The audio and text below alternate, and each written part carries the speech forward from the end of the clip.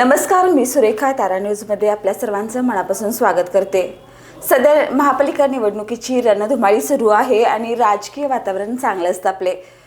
वयाच्या अवघ्या 20व्या वर्षापासून सामाजिक कार्याची आवड म्हणून आणि प्रभागातील महत्त्वाच्या समस्यावर रस्त्यावर उतरून काम करणारं एक तरुण नेतृत्व म्हणजे निकिता माने। प्रभाग क्रमांक 8 मधून सध्या त्या निवडणुकीच्या रणांगणात उतरलेत। आत्मविश्वास, सामाजिक कार्याची जाणीव आणि प्रभागातील महत्त्वाच्या प्रश्नाची जाण या जोरावर त्या प्रभाग क्रमांक 8 मध्ये सध्या निवडणूक उमेदवार म्हणून रणांगणात आहेत। आज आपण त्यांच्याशी थेट संवाद साधणार आहोत। तर नमस्कार निकिता मॅडम, तुमचं तारा न्यूज मध्ये मनापासून स्वागत आहे।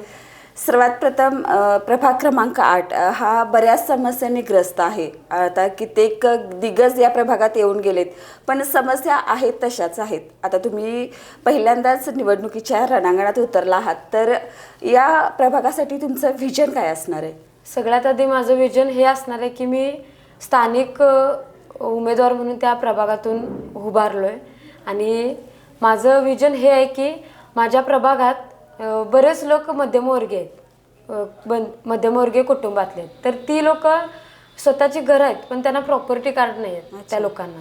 तर त्या लोकांना मी बरेच वर्ष म्हणजे माझा जन्मच त्या भागातला असल्यामुळं मी बघत आलोय की तिथली समस्या नेमकी काय आणि ह्या आधी बघायला गेलं तर एकच उमेदवार मिळत होता आणि सत्ता एकाच ठिकाणी राहत होती। त्यामुळं बदल काही दिसले नाही त्या प्रभागात। मग हे काही त्रुटी ह्या आणि प्रॉपर्टी कार्डाचा हा जो खूप मोठा प्रश्न आहे तो इतका मोठा आहे की त्या कागदाशिवाय त्या माणसांना कोणत्या योजना मिळत नाहीत, त्यामुळे तिथला विकास होत नाही। तर या गोष्टीकडे मी प्रामुख्यानं भरपूर लक्ष देईन आणि बघायला गेलं तर गटारी, रस्ते, ड्रेनेज खूप मोठे प्रॉब्लेम्स असे आहेत की ते तिथून सुटलेले नाहीत आणि मी या गोष्टीचा अजेंडा तुमच्यासमोर मांडून तुमच्या माध्यमातून सांगेन की मी माझ्या नागरिकांना या गोष्टी देण्याचा प्रयत्न करेन। गेली 7 वर्ष तुम्ही प्रभागातील कामासाठी किंवा प्रभागातील प्रश्नासाठी काम करत आहात, तर सत्ता नसतानाही तुम्ही या कार्यात एक आवड म्हणून उतरलात। तर यावेळी कुठल्या पक्षामधून तुम्ही काम केलं की स्वतंत्र उमेदवार म्हणून काम केलेत? सर्वप्रथम मी आधी समाजकार्याची आवड असल्यामुळे यामध्ये उतरलो आणि एक 7-8 वर्ष तरी मी लोकलला काम केलेलं आहे आणि कोल्हापूर जिल्ह्यामध्ये सुद्धा माझी कामं कोणत्या ना कोणत्या माध्यमातून झालेली आहेत। आणि आता सत्ता मिळणार आहे म्हणून मी यात उतरले असा पण प्रश्न नाही आहे किंवा विषय काही नाही आहे।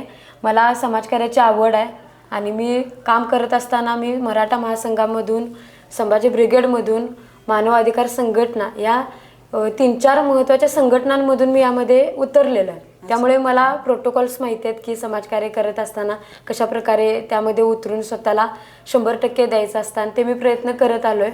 आणि असं म्हणतात की काही पुण्य असं पण करायचं असतं की त्याचा साक्षीदार फक्त देव असायला पाहिजे आणि त्याचं फळ मला कदाचित या इलेक्शनच्या माध्यमातून देवानं मला दिलं आहे। आणि मला खरंच काही माहिती नव्हतं की मला उमेदवारी माझ्या नशिबात येईल आणि मी एक प्रयत्न म्हणून केला आणि टेंटेटिव्हला मी फॉर्म सगळा निर्णय घेऊन फॉर्म अगदीच 11th आवरला मी भरला आणि उमेदवारीचा छाननी होती। त्यावेळी मला माझं छाननी झाली, मी पात्र ठरलो आणि मला उमेदवार म्हणून मी अधिकृत उमेदवार असं राष्ट्रवादी काँग्रेस पक्षातून घोषित झालं। तर आता तुमच्या राष्ट्रवादीमधून उमेदवारी फायनल झाली, तर या पक्षात तुम्ही आधी कधी काम केलं होतं का? हो मॅडम, मी आमच्या या पक्षात 7 वर्ष आहे। गेली 7 वर्ष मी पद न घेता पक्षाची एक आवड म्हणून मी त्या पक्षात थांबलो आणि 7 वर्ष मी बघत आलो घडामोडी सगळ्या। आणि हा फॉर्म मी उमेदवारीचा त्यावेळी इंटरेस्ट घेतलेला की माझ्या प्रभागातून जर असं काही घडलं तर मी उमेदवारी फॉर्म भरून जर हे माझ्या पदरात पारडं पडलं तर मी इलेक्शन लढवीन। हे मला वाटते 4 वर्षापूर्वी म्हणजे कोरोनाच्या काळात मी फॉर्म इंटरेस्ट म्हणून मी दाखल केलेला पक्षात। आणि त्यावेळी अचानक सगळ्या घडामोडी सगळंच वेगळं झालं, त्यामुळे ती स्थगित झाल्या निवडणुका आणि त्यानंतर ना आता संधी मिळाली आणि मी प्रयत्न करायचा म्हणून मी ते केलं आणि मला पक्षाने ही संधी 7 वर्ष थांबलो, एकनिष्ठ थांबलो म्हणून मला कदाचित माझ्या पदरात हे मिळालं। अच्छा, आता या बदलत्या राजकारणात एकनिष्ठ राहणं हेही तितकंच महत्त्वाचं आहे। तर तुम्हाला मला असं विचारायचं आहे की तुम्ही इतक्या लहान वयात या क्षेत्राकडे वळलात, तर काही राजकीय वारसा किंवा घराण्याचा वारसा वगैरे आहे का? नाही, अजिबात नाही असं काय. माझ्या घरातूनच आम्ही सर्वसामान्य कुटुंबातलं आहे आम्ही. आणि माझ्या आईवडिलांची एवढीच शिकवण आहे की ज्या ठिकाणी असशील त्या ठिकाणी प्रामाणिक राहा, आणि एखाद्याला तू जर मदत करत असशील तर ती मदत अगदीच देवाचीच इच्छा असणार आहे, म्हणून त्या व्यक्तीला तुझ्याकडून मदत होत असणार आहे. कारण ती मदत तुला भविष्यात रिप्लेससुद्धा मिळत असणार आहे. आणि घरातनं मी सर्वसामान्य कुटुंबातले, राजकीय वारसा किंवा कुटुंबातून असं काही नाही आहे. मी असं आलिशान बंगल्यात पण राहणारी नाही. अगदीच माझं कुटुंब सर्वसामान्य. ओके. आता तुम्ही समाजकारण म्हणताय, तर मतदारांनी कसं ओळखावं की तुम्ही या निवडणुकीत एक समाजकारण नाही तर राजकारण, ह्या दोन्हीपैकी कुठल्या अनुषंगाने उतरलात? असं सगळ्यात आधी मी समाजकार्य म्हणूनच यामध्ये उतरलोय. मी निवडणूक म्हणजे सत्ता स्थापन करून आपला वर्चस्व गाजवायचं किंवा एक सत्ता माझीच यावी अशा अनुषंगाने याच्यात लक्ष घातलेलं नाही. एक समाजकारण म्हणूनच मी या निवडणुकीत आलो आहे. आणि मला आजही कालपर्यंत सुद्धा मला स्थानिक फोन किंवा माझ्या कोल्हापुरातून कायम मला फोन येतात मदतीसाठी. कोणताही फोन असू दे, मदतीचा मी कायम घेतोय.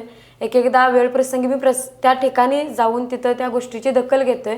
आणि माझी सवय आहे, मला असं वाटत नाही की माझी सवय तुटेल. मला यातनं समाजकार्यच करायचं आहे. तर समाजकारण म्हणत तुम्ही राजकारणात उतरला, तर राजकारणात उतरल्यानंतर किंवा सत्ता मिळाल्यानंतर बरेच जण बदलतात. तुम्हाला काय ह्याच्यावर बोलायचं? नाही, मी नाही बदलू शकत.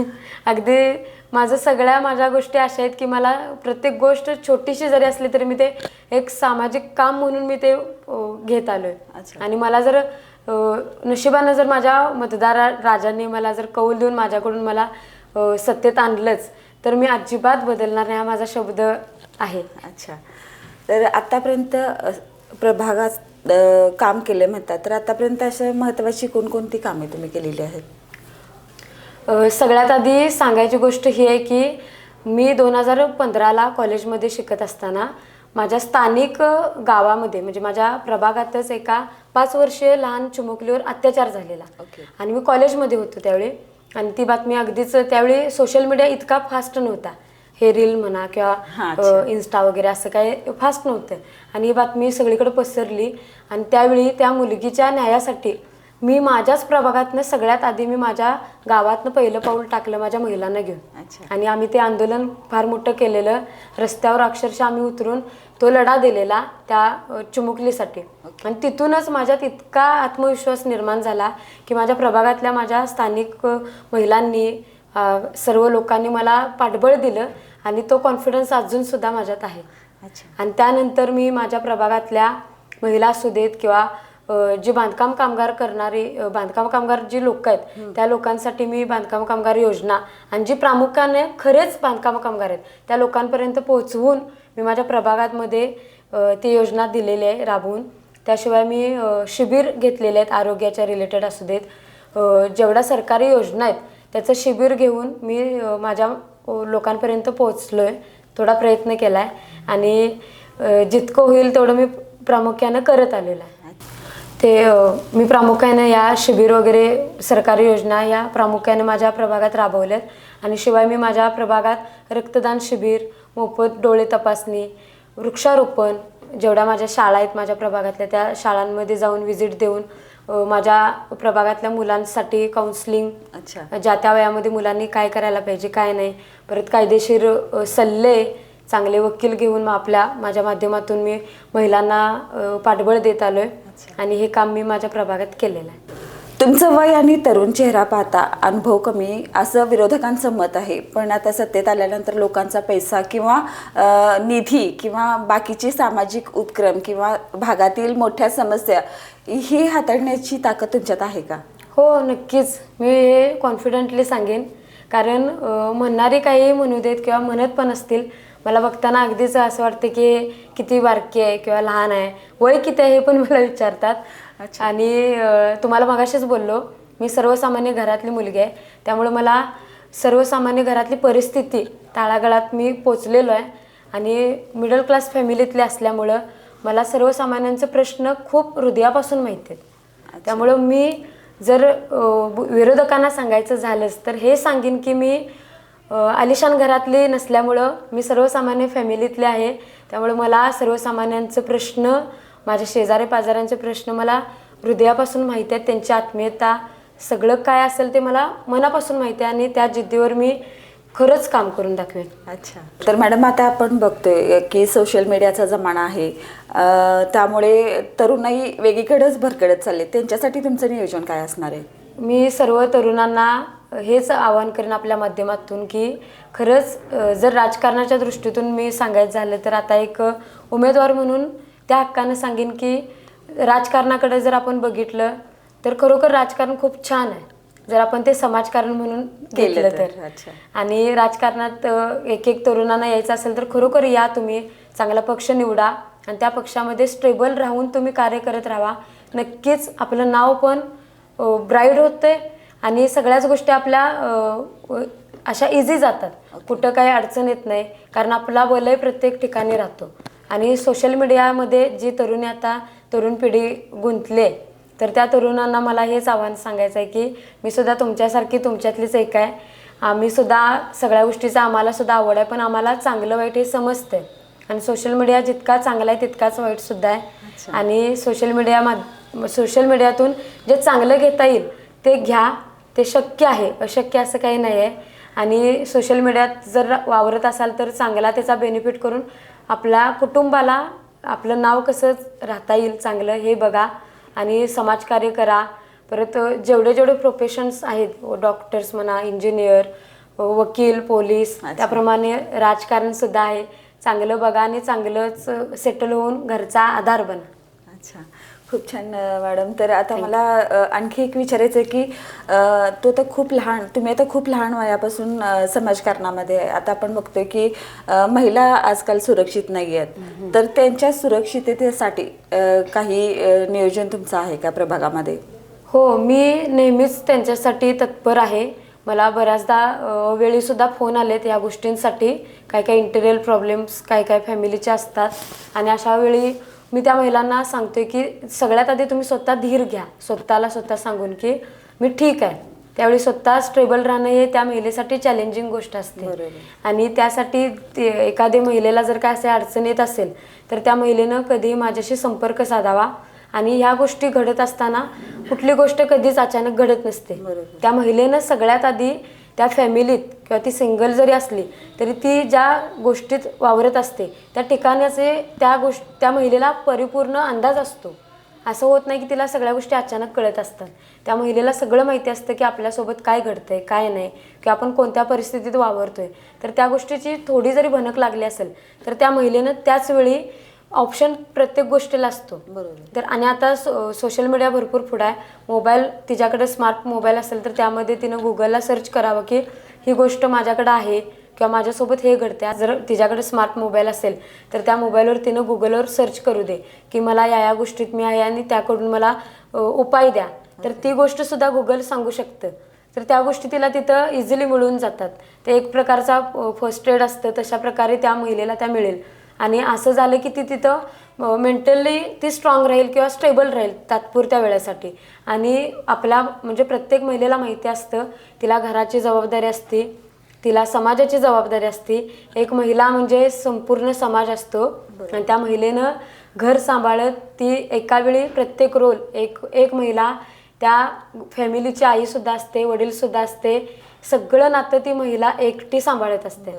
आणि त्या टेन्शनमध्ये जर त्या महिलेला त्या घरातून एक असुरक्षितता मिळत असेल तर तुम्ही म्हणलात मॅडम त्याप्रमाणे जर त्या महिलेनं माझ्याकडे आल्याने मदतीचा हात माझ्याकडे मागितला तर मी जितकं माझ्याकडून होईल तितका त्या महिलेसाठी मी प्रयत्न करीन आणि त्या महिलेला त्यातून सावरायचा प्रयत्न करेन. अच्छा, आता आपण बघतो की बरेच जण सत्ता यायच्या आधी आश्वासन देतात की बाबा मी हे करणार ते करणार ते करणार, पण निवडून आल्यानंतर ते भागात फिरकतही नाहीत. बरोबर. यावर तुमची भूमिका काय आहे? तुम्ही कशा पद्धतीने प्रभागात काम करणार आहात? मी निवडून आलोच तर सगळ्यात आधी मी स्थानिक असल्यामुळं मी त्या ठिकाणी राहत असणार आहे आणि मी कोणताही गल्ली बोळ आणि माझा प्रभाग कुठलाच चुकवणार नाही. मी आलो सत्तेत तर इतक्या प्रामुख्यानं त्या गोष्टीला मी प्राधान्य देईन की जेवढं काय होईल त्या गोष्टी माझ्या प्रभागातल्या मी महानगरपालिकेपर्यंत पोहोचवण्याचा प्रामुख्यानं प्रयत्न करेन प्रामाणिकपणानं आणि माझ्या प्रभागाचा विकास कसा होईल या गोष्टीकडे मी भरपूर लक्ष देईन आणि माझं प्रभाग किती छान होईल आणि संपूर्ण जिल्ह्यात माझा प्रभाग कसा उठून दिसेल या गोष्टीकडे मी भर देईन आणि न फिरकण्याचा प्रश्न राहणार नाही कारण मी तिथंच प्रामुख्यानं काम करण्याचा प्रयत्न करत राहीन. अच्छा, तर आता हे सत्तेत आल्यानंतर तुम्ही करणार असं बोलला, पण सत्तेत आलाच नाही तर तुमचं हे कार्य असंच पुढं राहील का? हो हो हो हो, हे मी समाजकार्य म्हणूनच ह्याच्यात उतरले, राजकारण म्हणून नाही. राजकारण करायचंच असतं तर अगदीच माझ्याकडं खरं सांगायचं तर खूप कमी वेळ मिळाला मला की माझ्या प्रभागातील लोकांकडे पोहोचण्याचा. मी या गोष्टीत होतो की मला माहिती होतं की मी पक्षात 7 वर्ष आहे आणि मी उमेदवारीची एक इंटरेस्ट दाखवलेला उमेदवारीसाठी त्यावेळी आणि त्यानंतर भरपूर घडामोडी झाल्या. असं झालं की काय होते काय माहिती, तरी पण मी पक्षात कायम कार्यक्रम असू दे काही असू दे मी पक्षात होतो राहिलो आणि मी माझी इच्छुकता दाखवली, माझा इंटरेस्ट दाखवला आणि 2दाच फक्त मी माझ्या वरिष्ठांना भेटलो. त्यानंतर कुठला फोन नाही काय नाही, मला डायरेक्ट सांगण्यात आलं की तुझे कागदपत्र घेऊन तू डायरेक्ट ज्या ठिकाणी तुझं मेन कार्यालय असणार आहे प्रभागातलं तिथंच जा. आणि दुसऱ्या दिवशी छाननीच्या वेळी गेलो आणि त्यावेळी मला पात्र म्हणून दिलं मान्यता. आणि मग इथंच मला कळालं की खरंच एकनिष्ठ राहून एखाद्या पक्षात जर एखादा कार्यकर्ता म्हणून थांबला तर त्याचं फळ काय असतंय. आणि मी जरी हारलो या सध्याच्या निवडणुकीत तरी मी समाजकार्य माझं सोडणार नाही. मी कायम समाजकारण करत राहणार. मला असं वाटतं की मी जन्मालाच यासाठी आलोय. खूप छान. तर मॅडम मी आज आपल्याशी थेट आपला अजंठा व्हिजन आणि सामाजिक केलेली कार्यांचा आढावा सांगितलाय. तर त्यांचा स्पष्टपणा इथं आपल्याला दिसून येतो, आत्मविश्वासही आपल्याला दिसून येते. तर नक्कीच या निवडणुकीत मॅडमचा अजंठा त्यांच्या प्रभागात झळकणार यात तर वादच नाही आहे. तर आज तुम्ही तारा न्यूजला भेट दिली त्याबद्दल खूप खूप धन्यवाद. थँक्यू.